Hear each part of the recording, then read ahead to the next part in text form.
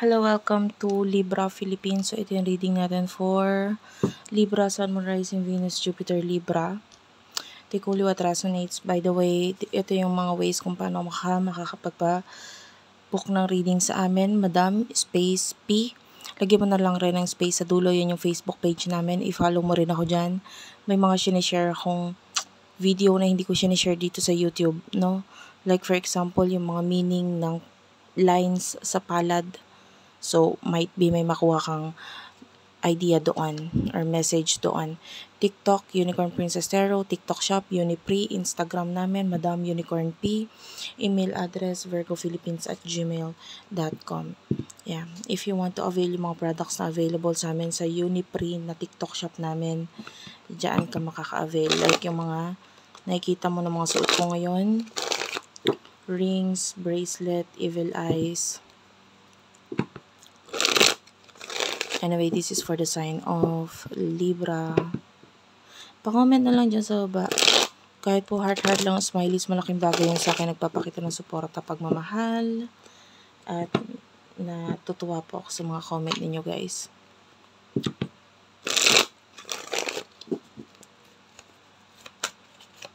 Messages for the sign of Libra. Main energy. Hierophant. The Wheel of Fortune, dalawang major arcana, Libra. There's big change for you. Yung iba, spiritual change Spiritual changes. Pwedeng may mga, kung hindi man spiritual, maybe something na aaralin or aalamin, like learning something new. Big change kasi pwedeng hindi naman ito yung nakagawian mo, nakalakihan mo na bagay. No, yung iba spiritual learning. Yan, sabi ko nga na pwedeng if you would follow me sa Facebook, pwedeng may mga matutunan ka rin sa akin regarding palm reading. So, that's what I am saying here. Pwedeng may mga usaping spiritual kang mas lalo pang matutunan. And yung iba hindi spiritual but rather just, maybe maisipan mong bumalik sa school to learn something new. Pero pwedeng kakaiba ito or malaking pagbabago ito for you kasi pwedeng hindi naman ito yung nakagawian mo or hindi ito yung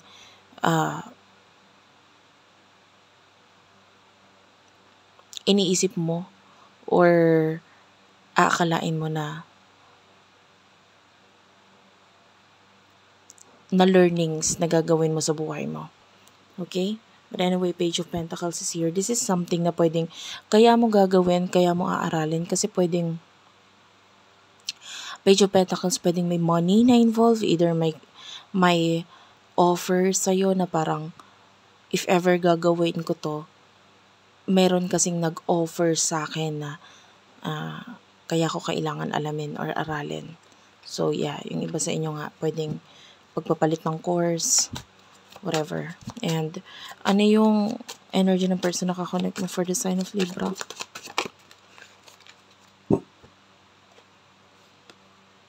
I thought I just saw 9 of Swords. Pero hindi pala. It is the 8 of Wands. Pero I will still read the 9 of Swords. Kasi nakita ko siya. 9 of Swords. So, pwedeng itong person na to, pwedeng meron siyang mga problem. Especially may kinalaman sa family, home. Ayan. Concentration ng person na to is pag-iipon or money. Gusto niya magkaroon ng growth or pwedeng gusto niyang magkaroon ng pagle-level up ng finances na pwedeng may kinalaman sa home.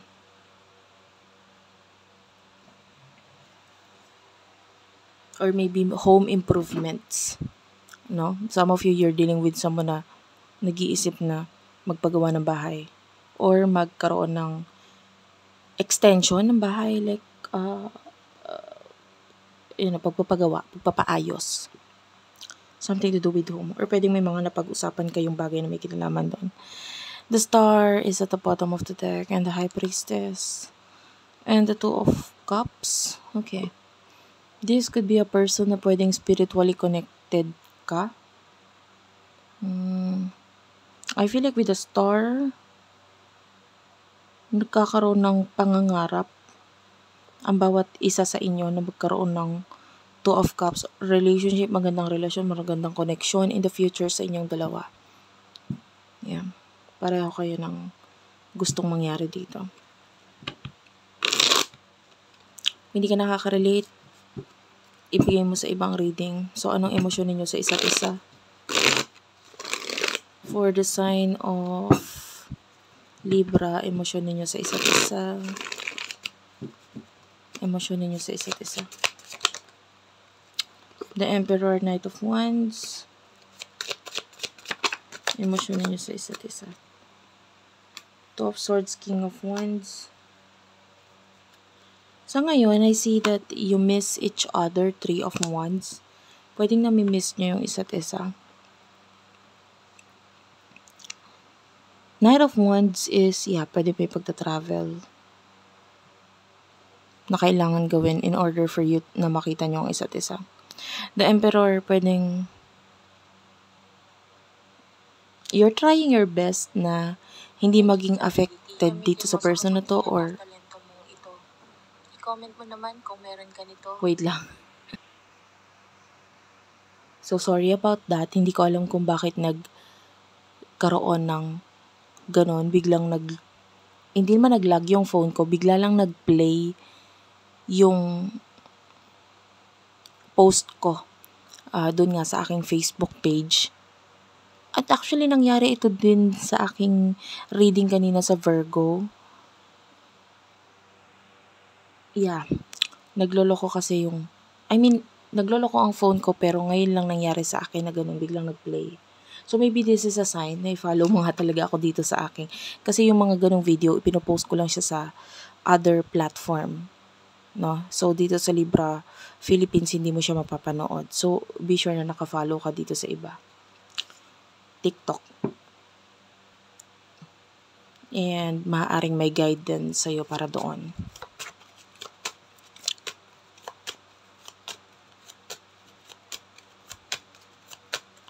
Anyway, I just feel something dito sa person na to. I feel like meron siya mga choices na kailangan gawin. Maybe may kinalaman sa kanyang business, kinalaman sa kanyang home, or family. Related decisions. So, ano yung near future for the both of you? The World is here. King of Pentacles. Clarify the King of Pentacles. The Tower. And then Seven of Cups. In the near future,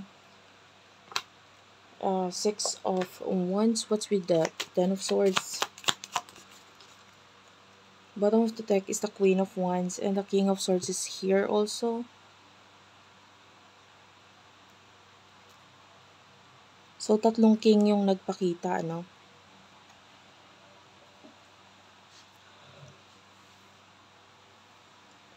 Okay. So, anyway, in the near future, I can see completion.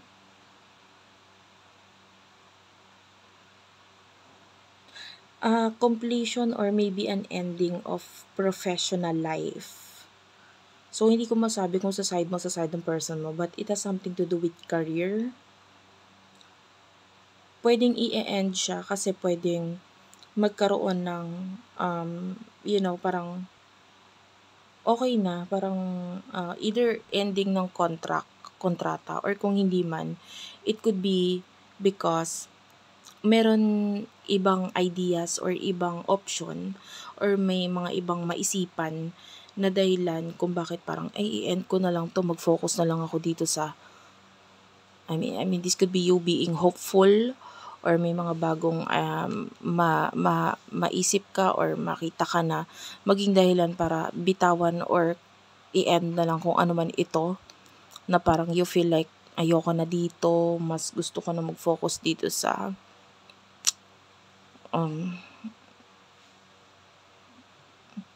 kung ano man ito na nasa isip mo. And this could be you, ito talaga yung gusto mo. Like, nakikita mo na sa future yung sarili mo na ginagawa yung mga bagay na ito.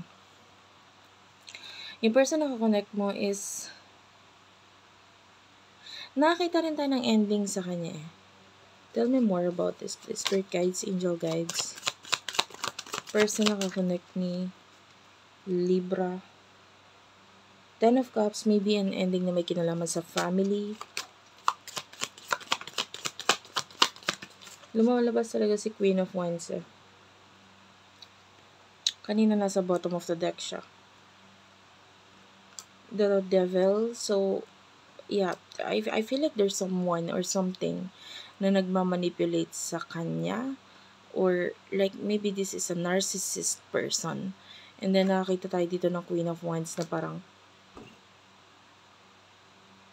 ayoko na maging part nito. Ayoko nang maging magpatali, parang ganun. Or ayoko nang sumunod dito sa taong to. So, yung iba, pwedeng kung hindi man family, it could be someone or something na tinuring niyang parang pamilya. Could be a work or job na parang tinrato niya or tinuring niyang parang home, family, and then parang ayoko na dito. Parang hindi ko nakikita yung sarili ko dito. Parang ganun. And the devil could be the boss.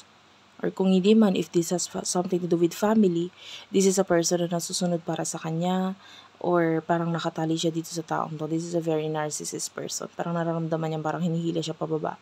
So, etong person nito, nakikita natin na aalis ako sa sitwasyon na to kasi hindi na ako happy. And yeah, bottom of the deck is the 7 of Swords. Makikita mo there's a person here who is, andun yung looking back, tinitignan niya. Pero it's better to cut off or i-end na lang kesa, with the moon, nandun lagi yung longing or nandun lagi yung pag-iisip na parang,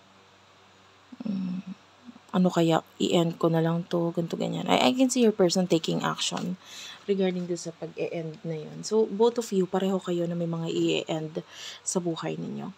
So, thank you for watching, guys. I love you all. Please do like and subscribe. And ingat kayo palagi and bye-bye.